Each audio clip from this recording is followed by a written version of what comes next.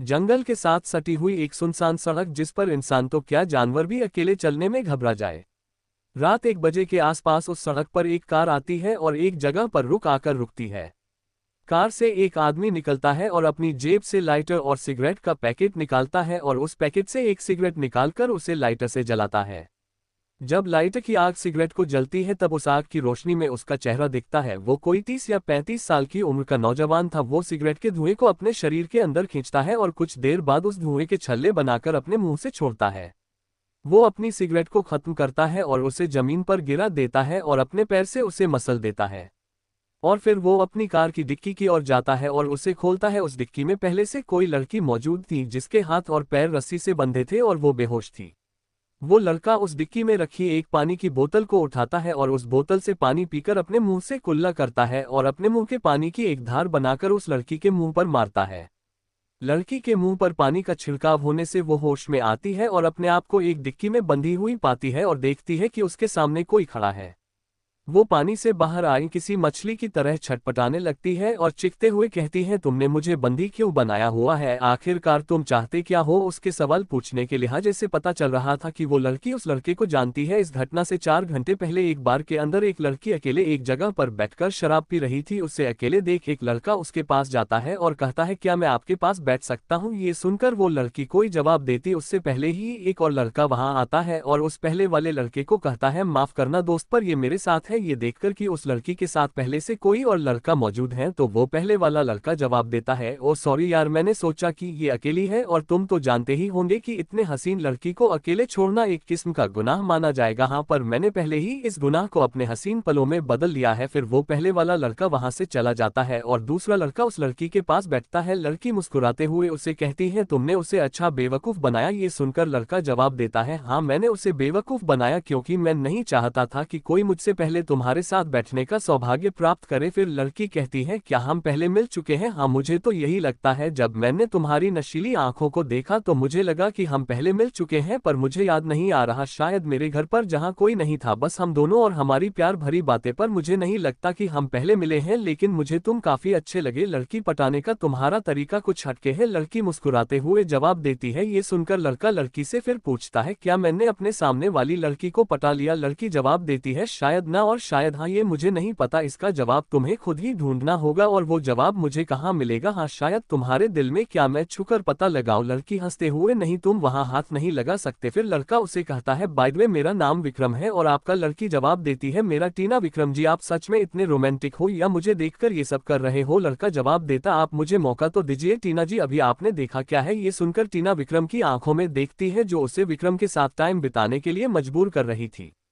फिर टीना विक्रम से कहती है, क्या सच में तुम्हारे घर पर कोई नहीं है? विक्रम जवाब देता है, हाँ सच में। अगर तुम्हें झूठ लग रहा हो तो तुम वहां चलकर खुद ही क्यों नहीं देख लेती? ये सुनकर टीना कुछ देर तक विक्रम की ओर देखती रहती है और कुछ देर बाद वो कुछ कहने ही वाली होती है कि टीना का फोन बजता है और वो अपने फोन को देखती है जिस पर उसके घर से फोन आ रहा था। वो फोन उठाती है और किसी बताती है कि वो अपने किसी दोस्त के साथ है और सुबह घर आएंगी। ये सुनकर विक्रम टीना से कहता है, क्या वो दोस्त मैं हूँ टीना जी? टीना जवाब देती है, हाँ, और वो विक्रम के काफी नजदीक आकर कहती है, मुझे तुम्हारे घर को देखने की जिज्ञासा हो रही है, तो देर किस बात की है, चलो चलते हैं। विक्रम टीना से कहता है। विक्रम और टीना बार से निकलते हैं और विक्रम की कार के पास पहुंचते हैं जो अंधेरे में खड़ी थी। वो दोनों उसमें बैठते हैं और एक दूसरे की ओर देखते हैं और धीरे धीरे एक दूसरे के इतने करीब आ जाते हैं कि उनकी सांस आपस में टकराने लगती है और कुछ देर बाद एक दूसरे के होंठ भी और वो एक दूसरे को चूमने लगते हैं। कुछ देर के बाद विक्रम टीना से कहता है, लगता है हमें जल्द से जल्द मेरे घर पहुंचना होगा, और वो कार को चलता है और वो दोनों विक्रम के घर की ओर रवाना हो जाते हैं। कुछ देर बाद विक्रम देखता है कि टीना किसी से फोन पर चैटिंग कर रही थी। वो उससे पूछता है, तुम किससे चीटिंग कर रही हो? टीना जवाब देती है, मेरी एक दोस्त है, उसे यकीन नहीं हो रहा कि मैं किसी लड़के के साथ हूं, तो उसे यकीन दिलाओ, मेरी एक फोटो खींचकर उसके पास भेजो, उसे यकीन हो जाएगा। फिर टीना यही करती है और विक्रम की एक फोटो खींचकर अपनी दोस्त के पास भेजती है। ये होते ही विक्रम टीना से कहता है कि मुझे एक बार तुम्हारा फोन चाहिए। टीना पूछती है, क्या हुआ, तुम मेरे फोन से क्या करोगे? विक्रम जवाब देता है, तुम्हारी दोस्त के पास एक मैसेज भेजना है तो तुम मुझे बता सकते हो, मैं खुद ये कर सकती हूँ। टीना विक्रम से कहती है, ये सुनकर विक्रम कहता है तो ठीक है लिखो प्लीज मुझे बचा लो। ये सुनकर टीना विक्रम की ओर देखती है और विक्रम टीना की ओर। टीना ये सुनकर थोड़ी डर जाती है और विक्रम से कहती है इसका क्या मतलब है। विक्रम जवाब देता है इसका ये मतलब है कि तुम्हारी दोस्त को तुम्हें बचाना है। टीना विक्रम से पूछती है पर किससे। विक्रम टीना की ओर देखकर कहता है मुझसे। और ये कहकर वो टीना के चेहरे पर एक मुक्का मारता है जिससे वो बेहोश हो जाती है। फिर वो अपनी गाड़ी को सड़क के किनारे रोकता है और टीना के गाल को चूमते हुए एक और फोटो उसकी दोस्त के पास भेजता है और एक लोकेशन भी मैसेज उसकी दोस्त के पास पहुंचता है। जो लड़की नहीं कोई लड़का था वो उसे देखता है और अपने दो और साथियों को इस बारे में बताया है और विक्रम के भेजी गई लोकेशन की और अपने दोस्तों के साथ हथियार लेकर रवाना होता है। और बाद में वो विक्रम टीना को रस्सी से बांधता है और उसे अपनी कार की डिक्की में गिराता है और आगे बढ़ता है। टीना विक्रम से होश में आने के बाद पूछ रही थी कि वो आखिरकार कर क्या रहा है। फिर विक्रम टीना को बालों से पकड़कर डिक्की से बाहर गिराता है। जमीन पर गिरते ही वो दर्द से चीखने लगती है लेकिन इस सुनसान जंगल में बस उसी की चीखों की आवाज गूंज रही थी। फिर विक्रम उसे टांगों की ओर से पकड़ता है और घसीटते हुए जंगल की ओर लेकर जाता है। टीना का रो रो कर बुरा हाल था। वो अब बहुत डरी और घबराई हुई थी और कुछ समझ नहीं पा रही थी। फिर विक्रम एक जगह पर जाकर रुकता है और एक जगह पर एक गड्ढा खोदने लगता है। विक्रम को गड्ढा खोदते देख टीना घबराते हुए विक्रम से कहती है तुम ये क्या कर रहे हो, तुम आखिरकार चाहते क्या हो, मुझे छोड़ दो प्लीज। और वो रोने लगती है। उसे रोते देख विक्रम रुकता है और उसके पास आकर बैठ जाता है और उसे देखते रहता है। टीना उसे देखकर कहती है मुझे छोड़ दो प्लीज। विक्रम टीना के आंसुओं को अपनी उंगली से पोंछता है। टीना को महसूस होता है कि विक्रम के उंगलियों के नाखून किसी जानवर की तरह थे जो अजीब था। जब वो उससे मिली थी तब उसने ऐसा नहीं देखा था। टीना के आंसुओं को पोंछने के बाद विक्रम टीना की आंखों में देखता है और अचानक से टीना की एक आंख को अपने नाखूनों से बाहर निकाल लेता है। ये होते ही टीना की चीखें और ज्यादा तेज और दर्द भरी हो जाती है और वो जमीन पर रस्सियों से बंधी तड़पती रहती है।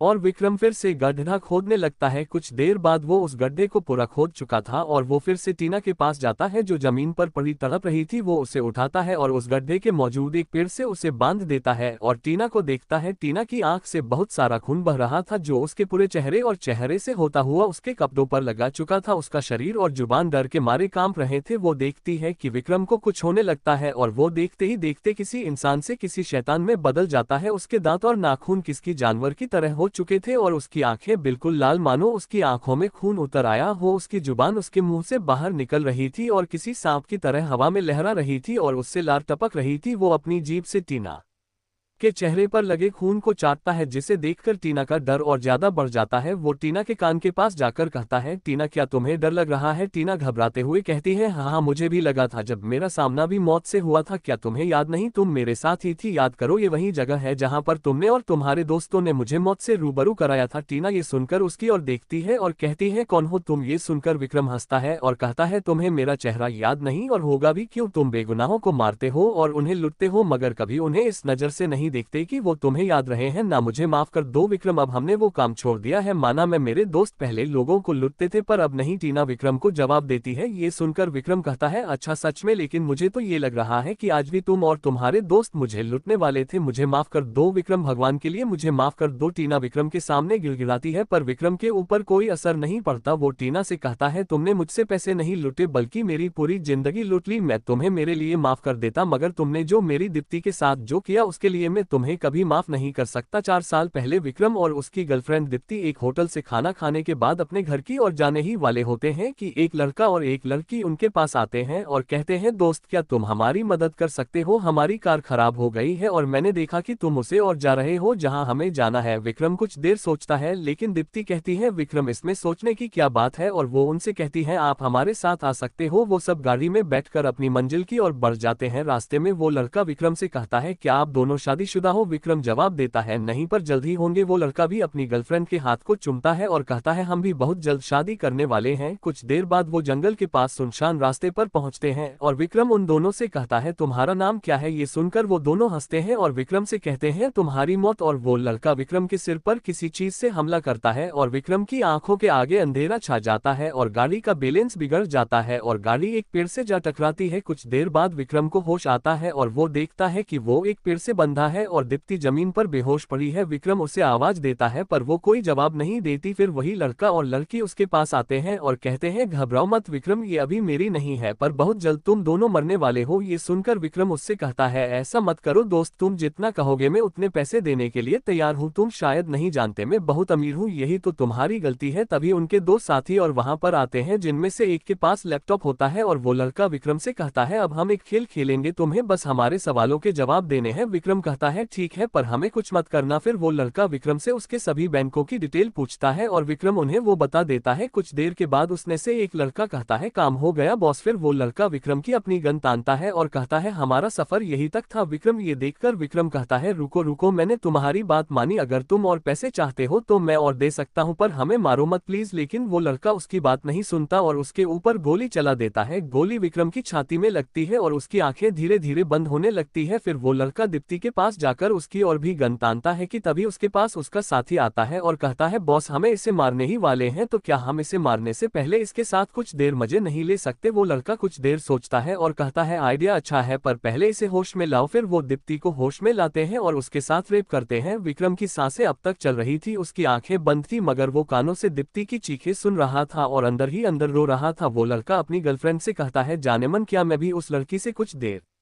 खेल सकता हूँ। उस लड़के की गर्लफ्रेंड और कोई नहीं टीना ही थी। टीना कहती है हाँ पर बस 10 मिनट। वो लड़का जवाब देता है इतना समय मेरे लिए बहुत है और वो भी दीप्ति के साथ रेप करता है और बाद में वो सब दीप्ति को जिंदा ही एक गड्ढे में विक्रम के गाड़ देते हैं और वहां से चले जाते हैं। कुछ देर बाद उस जगह पर खून की गंध सूंघते हुए जंगली कुत्ते आते हैं और जमीन को खोदकर विक्रम की लाश को निकलकर नोचने लगते हैं। लेकिन अचानक कुत्ते डर वहां से भाग जाते हैं क्योंकि उन्हें भी खतरनाक कोई चीज विक्रम की लाश को अपनी प्यास बुझाने के लिए देख रही थी और वो थे जंगल के खतरनाक चमगादड़ जो किसी भी जीव को जिंदा ही मार देते हैं। वो विक्रम की लाश के ऊपर टूट पड़ते हैं और जब तक अपनी प्यास बुझाते हैं जब तक उसके शरीर में खून का एक एक कतरा खत्म नहीं हो जाता। अचानक विक्रम के शरीर में कुछ हलचल होती है और अचानक से उसकी आंखें खुलती हैं जो बिल्कुल लाल थी और वो चीखते हुए उठता है। विक्रम टीना से कहता है मैं 4 सालों से तुम्हें ढूंढ रहा हूँ और किस्मत देखो तुम मुझे उसी शहर में मिले जहाँ तुमने मुझे मारा था, मुझे माफ कर दो विक्रम, मैं तुम्हें मेरे साथियों के पास पहुंचा सकती हूँ। ये सुनकर विक्रम कहता है माफ भगवान करता है शैतान नहीं, और तुम जानती हो मैं क्या हूँ।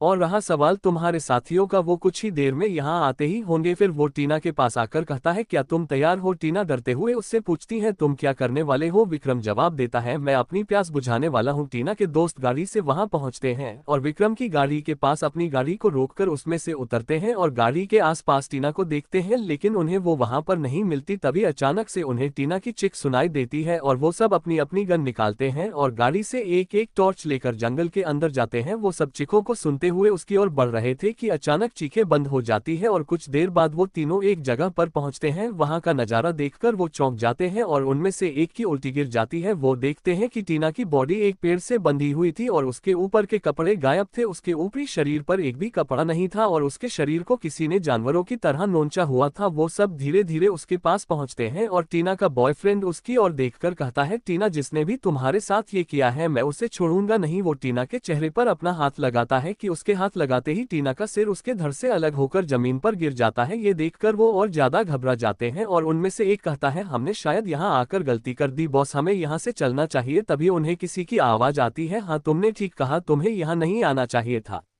वो सब उसकी ओर मुड़कर देखते हैं और उसके ऊपर टॉर्च मारते हैं। विक्रम का चेहरा देखकर वो डर जाते हैं, उसके चेहरे पर खून लगा था और किसी जानवर की तरह उनकी ओर बढ़ रहा था। वो सब उस पर गोलियों की बौछार कर देते हैं पर कोई भी गोली उसे छू भी नहीं पाती। ये सब देखकर वो वहां से भागने लगते हैं। विक्रम उन्हें भागते देख कहता है ना समझो तुम मौत से नहीं भाग सकते और वो बहुत तेज रफ्तार से उनकी ओर जाता है और उनमें से एक के पास जाकर उसे पकड़ लेता है और उसकी आंखों में मौत का डर देखता है। विक्रम उसके माथे पर अपने नुकीले नाखूनों को रखता है और उसके चेहरे से उसकी खाल को खींच लेता है और अपने हाथ को उसके शरीर के आर पार कर देता है और दूसरे की ओर बढ़ता है। दूसरा लड़का एक पेड़ के पीछे जा छुपता और भगवान से प्रार्थना करने लगता है कि तभी उसके चेहरे पर खून की बूंदें गिरती है। वो ऊपर की देखता कि विक्रम पेड़ पर बैठा उसकी ओर देख रहा था। वो नीचे आता है और उसके हाथों वो पेड़ के पीछे एक दूसरे में किसी रस्सी की तरह बांध देता है। वो लड़का दर्द से चीखने लगता है कि विक्रम अपने नाखूनों से धीरे धीरे उसके गले को चिरता है और वो वहीं पर तड़पता रहता है। कुछ देर बाद वहां पर बहुत से चमगादड़ आते हैं और वो उस लड़के लड़के को नोचने लगते हैं और कुछ ही देर बाद उस लड़के के शरीर पर बस हड्डियों का ढांचा होता है। अब बस एक ही बाकी था, वो भागते हुए अपनी गाड़ी के पास पहुंच चुका था और वो अपनी कार में बैठता है और उसे चलाने ही वाला होता है कि विक्रम उस कार के बोनट पर आकर कूदता है और उस कार की खिड़कियों के